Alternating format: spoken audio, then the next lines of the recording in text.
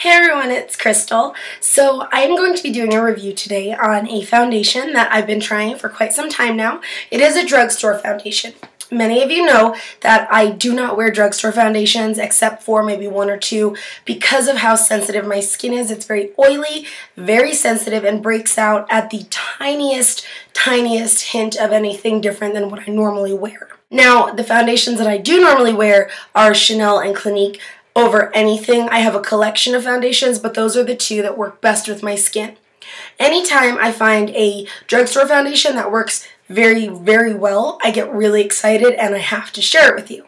I was going to do a whole review on the collection of Revlons, but this one was the one that worked the best. I ended up returning the other two because they just worked horribly with my skin type. I'm very oily. The foundation I'm talking about is the Revlon Colorstay Makeup with Soft Flex technology. Now you can see it says for combination oily skin.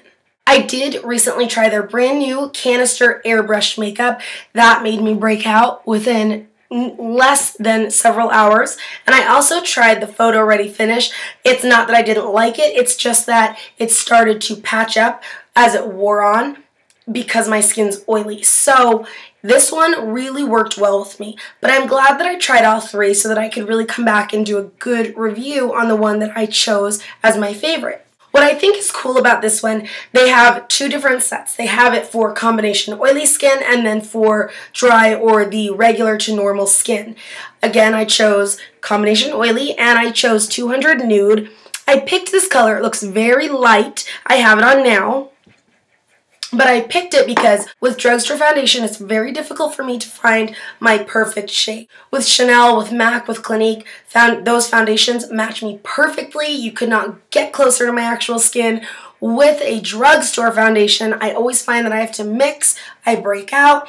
It's just a bad situation. I feel that a lot of drugstore companies have not yet mastered the undertones, the depth, the right pigmentation.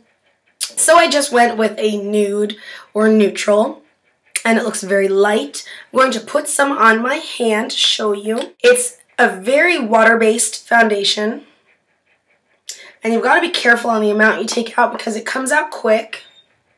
So there it is on my skin. It's really a nice foundation though. There it is rubbed in. Has a slight scent to it, but what I really like is that it almost floats above the lines of my face, above the acne scars on my face. It's really nice, and that's that Soft Flex technology. One thing that I did realize with this foundation, you do have to do it in parts. With my other foundations, I can go ahead, put it on the back of my hand, use my brush, either stippling or foundation, and kind of swirl, put it on, go mix however I need it to on my face. This one, the first day I tried doing that, it started to dry up, and when it dried in a larger amount, it did kind of sink in. You need to spread this evenly, and you need to do it in a timely fashion. You do not have a very adequate amount of time to really take your time with it, get all over. You've got to do this either in small parts, or if you do use your hands, go ahead and quickly put that on. It's buildable. I do love that about it. I love myself a buildable foundation. Now, one of the claims on the back, it says Soft Flex provides all-day comfort, oil-free shine control. Very true. Shine control completely. I'm very shiny in my T-zone. I don't even need to powder with this. I tried it several different ways. The first couple days, I set it with an HD powder by Makeup Forever. Okay, the problem I found with that was that it started to get a little cakey right here. And Makeup Forever HD powder does not normally do that with my foundations that I use. So I'm going to say that this does get kind of cakey even with a very razor sharp HD powder. Then I tried it without a powder at all because I wanted to see, let's just see if I could get away with not using a powder.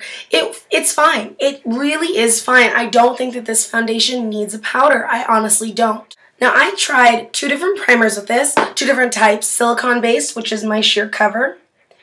And then I also tried the Laura Geller Spackle. I really like how Spackle works the best with this. They're both water-based, and I think that that just goes together. It was a perfect combination. It just matched up well. I felt that with a silicone base, the two were fighting to get the job done. Whereas with the spackle, they worked perfectly. It was just the perfect match. Now, when I went to put a powder blush over top, I was concerned because I thought, it didn't work so well with regular powders. Is it going to be okay with a powder blush? If the powder blush is already pressed, it seemed to work better than with a loose powder blush. That's just something that happened for me, may be different for you. And then it goes on to say that it gives a natural look, which I do think it does. It does not look like I have foundation on. It does start off with a light coverage. I have an acne scar here, and it doesn't cover that. It works really nicely with concealer. I'll give it that much. Sometimes drugstore foundations do not work very well with concealers, I find, or I find that I really have to go easy on how I apply my concealer. This works really nicely. I think it does. And then it says that it's transfer resistant. That is definitely true. A lot of times with, when you have your foundation face on, it's very much like don't touch, be careful. This, I always get the foundation around the collar of my coats. And it's so embarrassing because, you'll go out for lunch or whatever and you get the foundation collar. This did not rub off. I really, really liked that. I loved the fact that it didn't rub off. So I'm going to read to you off of the Revlon.com site what they have to say about the Revlon Colorstay. So Revlon says, Colorstay makeup with soft flex provides lightweight comfort so you feel like you're not wearing makeup. Looks fresh for up to 16 hours. Specially formulated for combination or oily skin, this oil-free formula helps control shine all day and gives you a flawless look. Makeup looks fresh and feels great for up to 16 hours thanks to this lightweight, comfortable feel from the Soft Flex Colorstay formula. It says that it's medium to full coverage.